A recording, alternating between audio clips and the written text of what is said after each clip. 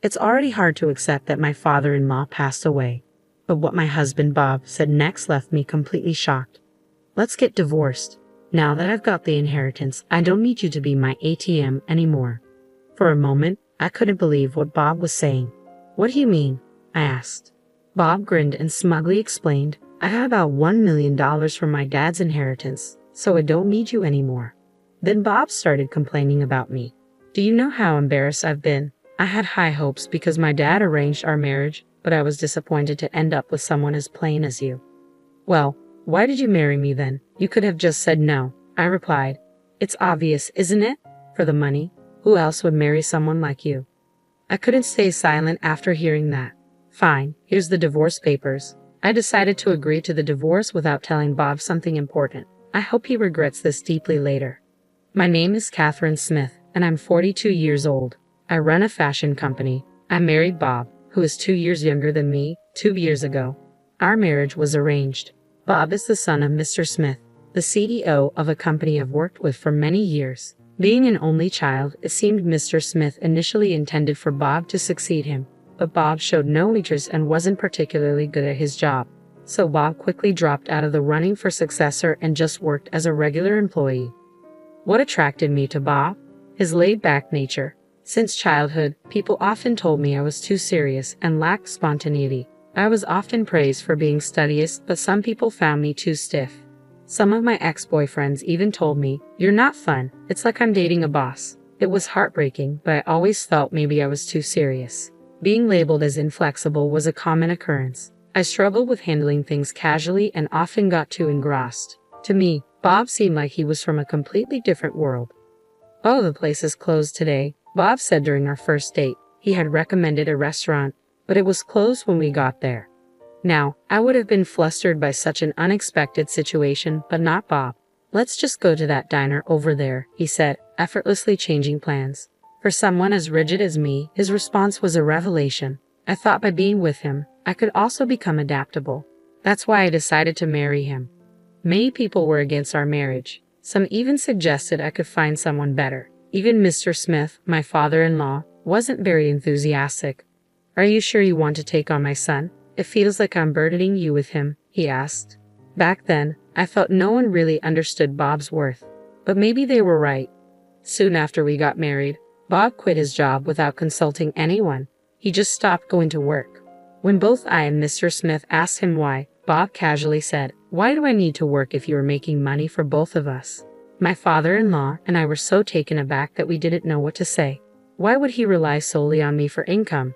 "Oh, the place is closed today," Bob said during our first date. He had recommended a restaurant, but it was closed when we got there. Now, I would have been flustered by such an unexpected situation, but not Bob. "Let's just go to that diner over there," he said, effortlessly changing plans. For someone as rigid as me, his response was a revelation. I thought by being with him, I could also become adaptable. That's why I decided to marry him. Many people were against our marriage. Some even suggested I could find someone better. Even Mr. Smith, my father-in-law, wasn't very enthusiastic. "Are you sure you want to take on my son? It feels like I'm burdening you with him," he asked. Back then, I felt no one really understood Bob's worth. But maybe they were right. Soon after we got married, Bob quit his job without consulting anyone. He just stopped going to work. When both I and Mr. Smith asked him why, Bob casually said, "Why do I need to work if you are making money for both of us?" My father-in-law and I were so taken aback that we didn't know what to say. Why would he rely solely on me for income?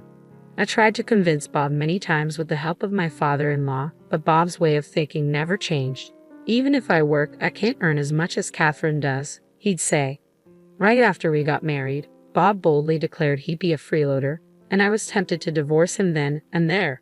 If he was a young man in his 20s, maybe I would have found it cute. But this attitude was coming from a man nearing 40.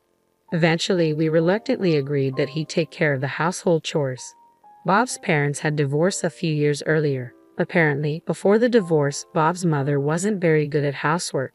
She couldn't do anything, so I never learned from her, Bob said. It seemed like Bob was making excuses, blaming his mother for his lack of domestic skills. True to his word, initially, Bob was clueless about housework. But with consistent praise and guidance, he managed to handle basic tasks. However, That doesn't mean he became exceptionally good at it. Still, he seemed quite pleased with himself.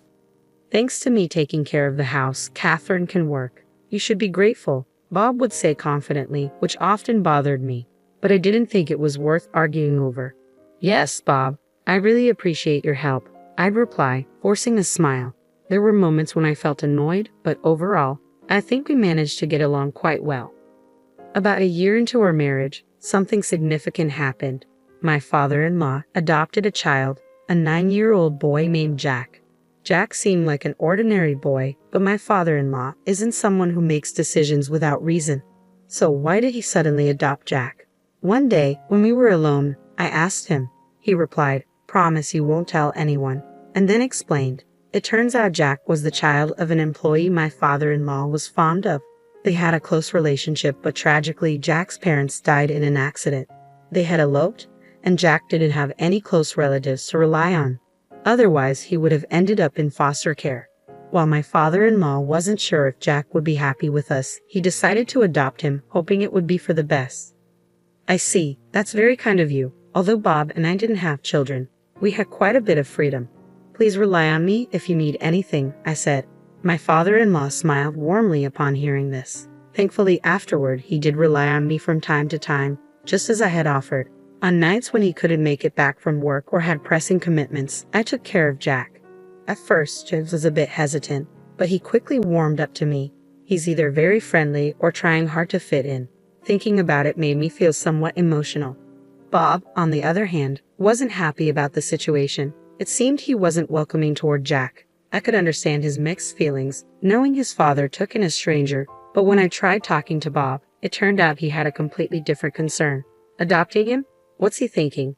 This is going to cut into my inheritance. I was hoping to get everything, he said. I couldn't believe my ears. Bob wasn't conflicted about Jack, he was worried about the inheritance. I'm going to talk to Dad about this. I'm not cool with it.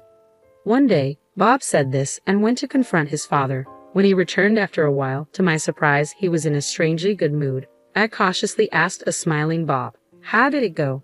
He replied, "Oh, it's all good. My share isn't changing." Huh? What do you mean? I asked. I always thought that even if someone is adopted, they still get the same stuff from family when someone dies. What's happening? Noticing I didn't understand, Bob explained proudly, "Dad's making Jack give up his right to get stuff when he's gone. It's because I'm his real son." I was surprised. Could the father-in-law who talked about Jack so nicely really be planning to give him nothing? Something seemed wrong. I wasn't sure, but Bob seemed happy about it, saying, "I'm glad. Well, if my father-in-law says so, there must be a reason. Anyway, he's still young. We won't deal with his stuff for a long time. Maybe I'd divorce Bob before then, who knows?" I was thinking about this casually, but things changed quickly. A year later, my father-in-law had an accident and didn't come back. I didn't expect to lose him so soon. I knew him longer than I knew Bob. He was a good man in his job and at home. Hearing the news was sad. I couldn't stop crying, feeling a deep sense of loss. My eyes were swollen, and my head hurt, but I made myself get ready for the funeral. Bob was supposed to be the one mourning the most, but he seemed distant, like he wasn't really feeling it. His dad had died suddenly. Maybe he was so shocked he couldn't believe it was happening. So, I took charge to organize everything for my father-in-law's farewell since Bob seemed distant. During the funeral, I held back my tears as best I could, but the hardest part was seeing Jack cry. Bob, on the other hand, didn't shed a tear. I found it strange. Instead of being sad, he seemed fidgety or even happy. Later, I figured out why. "Bob, something seems off with you. Aren't you sad about your dad?" I wanted to express my worry about his lack of tears, but his response surprised me. "Oh, I'm definitely sad, but I'm also kind of excited." "Oops, I guess I let that slip, huh?" He chuckled. "Come on, Catherine, Dad was the CEO, right? He must have left a lot of money. How much do you think he left behind?" I thought Bob was just lost in thought, but from before the funeral until now, he hadn't shown any grief for his father. He was smiling, thinking about the money he'd inherit. "What's gotten into you?" I exclaimed. "Well, think about it. We're divorced, and my mom isn't getting any of it. I'm his only real child. Jack, being adopted, won't get any inheritance, so it's all mine. You think I can't be happy about that?" Bob had a smirk like he was about to burst into laughter any second. Seeing him like that made me want to slap him. That's how happy he looked. He was genuinely delighted deep down that my father-in-law had passed away. I can't believe it. Say whatever you want, I said, feeling like leaving right away. But before that, I had to talk to Bob about Jack. Since my father-in-law was gone, I'd asked Bob to let Jack stay with us for a while. If not, Jack might end up in foster care. I wanted to raise him myself. Jack, you're okay with taking him in? Bob surprisingly agreed. He smiled. Sure, Catherine. What you do has nothing to do with me anymore. Then he handed me a piece of paper. It was green, a divorce paper. What's this? I asked, confused. Let's get a divorce. Now that I've got the inheritance, I don't need my personal ATM anymore, Bob said coldly. For a moment, I couldn't grasp what Bob meant. Did he just call me an ATM and say I'm not needed anymore? What do you mean? I asked. Bob smirked proudly and told me I got around $1 million from my dad's inheritance, so I don't need you anymore. With this much, I don't have to work, I don't have to please you, and I don't have to bother with chores. Isn't it great? Bob exaggerated his excitement with big gestures. I was deeply shocked by Bob's behavior. The inheritance was money that came after my father-in-law's death, but Bob acted like he hit the jackpot. He didn't seem to mourn or remember my father-in-law at all. He was genuinely happy. But money can change people. It's common for folks to act differently after coming into a lot of money. Maybe Bob's just getting carried away by the huge sum. Calm down, Bob. Let's talk about this, I said, placing my hand on his shoulder. Bob shrugged off my hand and yelled at me angrily. Shut up, you boring woman. I only married you because my dad introduced us and you were a CEO. But I always felt suffocated with you. It's been hard for me. Bob went on, listing his complaints against me. I was so disappointed when I expected someone better from the arranged date my dad set up, but then ended up with someone plain like you, he continued. If that's how you felt, you could have just said no to the marriage. I never forced you or begged you to marry me. I shot back. I couldn't accept being painted as the villain. So why did you marry me then? If you didn't want to, you could have declined. It's obvious, for the money. Who else would marry someone like you? Bob mocked, laughing at me. Basically, he married me for my wealth, he admitted. It's been a while, so I guess it's safe to say. Bob started, revealing a shocking fact. I had a significant debt. My dad said if I changed my ways and devoted myself to you, he would pay it off. So of course, I would marry you. It meant he never loved me. He just married me for the money. Well, it wasn't fun, but thanks to you, I was saved. Thanks a lot. Seeing Bob laughing so cruelly, I made up my mind. I didn't know this man anymore. I decided not to give him the advice I had planned and started filling out the divorce papers without hesitation. Bob, who had been pushing for the divorce, seemed a bit surprised to see this. Hey, are you thinking of getting a divorce now? Fine, here's the divorce papers, I said after writing them, feeling a sense of accomplishment. Now we were total strangers. Yeah, whatever happens now doesn't concern the other. You can live with that kid, Jack, and I can hang out with younger women. We're free. Bob was ecstatic. From what I could see, he hadn't cheated during our marriage, which surprised me. I never suspected it, but that was interesting.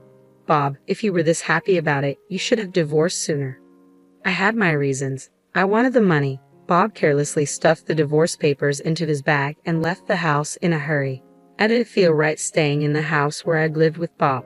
I thought about starting fresh somewhere new with Jack. It seemed like a good time to sell the house and move. I wanted to live close to my parents' place. I think it would help both Jack and me. Jack would have to change schools, but he said that's okay. It's a bit sad, but now we can look for a new place without any reservations. Finding a new place was a bit tricky, but after thinking it over, I made a decision. What mattered most were the short distance to my parents' place and the great location. It's expensive, but considering Jack, I believe it's the best option out there. Jack came along to see the property, and his eyes sparkled at the sight of the luxurious house. It's spacious and beautifully decorated, with lots of storage space, which was important to me. Surprisingly, it even has a pool. I didn't really need one, but seeing Jack so excited made it worth it. Wow, this is amazing, Jack exclaimed. It didn't really matter where I lived, but seeing him happy was what counted the most. And so we moved in. It took some time for both Jack and me to get used to it, but eventually our new house became a comforting place for us. Around that time, I got a call from Bob. He sounded desperate and said he wanted to meet and apologize immediately. I had a feeling why he suddenly wanted to talk. I could have ignored him, but since he was so insistent, I decided to meet him. I left Jack with my mother and headed to the diner we agreed upon. Bob was already there, sitting in a corner booth, looking pale and about to cry. "Catherine," he called out as I approached. I gave Bob a cold look as he stood up. "What do you want, Bob? We're supposed to be strangers now." "Don't say that. The truth is, my dad had debts." "Damn, I never thought he'd." "Wait, didn't you get $1 million from your inheritance? Just use that to pay off your debts," I said, cutting him off. "No, the debts are more than what I inherited," Bob explained. He had more debt than the money he got. Bob inherited both money and debts from someone. I didn't know I'd have to pay off the debts too. Bob looked defeated. "Catherine, you must have some savings. We used to be married. Please help me," he begged with a flattering smile. But did Bob forget what he said before? "After all the times you made me feel small, even calling me an ATM, why would I want to help you now?" It was bold of him to ask for help. He said he wanted to say sorry over the phone, but he hadn't yet. "You really regretted marrying me, huh? After everything you said, now you want help?" "Well, back then, I never thought I'd be in this situation," Bob tried to explain. His sudden need for help surprised me. Maybe he thought he wouldn't need my money, but now he's asking for it. "Sorry, I can't help you. I don't have the money." "What do you mean? I heard your business is doing great," Bob argued. "That's not true. I wish he'd stop blaming me for his mistakes. I'm not lying. I just don't have money to lend. Not every bank lends to everyone, right? Why would I lend if I don't expect it back?" Bob looked guilty for a moment, remembering how harsh he'd been to me, but he didn't apologize. He was too proud. "Why are you being so cold? Don't you care about me?" "Oh, did you forget what you said when we divorced? We're strangers now, nothing to do with each other." Weren't those your words? I couldn't understand how he could act like he was the victim. How can he ignore everything he said before? I might have said that, but I didn't mean it. I never thought things would end up like this, Bob said sadly, leaning on the table. "I thought about the life insurance, but my dad's lawyer said I'm not the beneficiary." "Oh, really?" I chuckled at his words, which surprised Bob. "You don't think Catherine would be the one your dad left it to?" "No, it's not me." "Then why did you laugh?" "Just felt a bit sorry for you, that's all. If it was insurance, I wouldn't have inherited the debts." "Exactly. That's why my father-in-law had Jack give up the inheritance. He left something for Jack through life insurance. Jack was the beneficiary of my father-in-law's life insurance."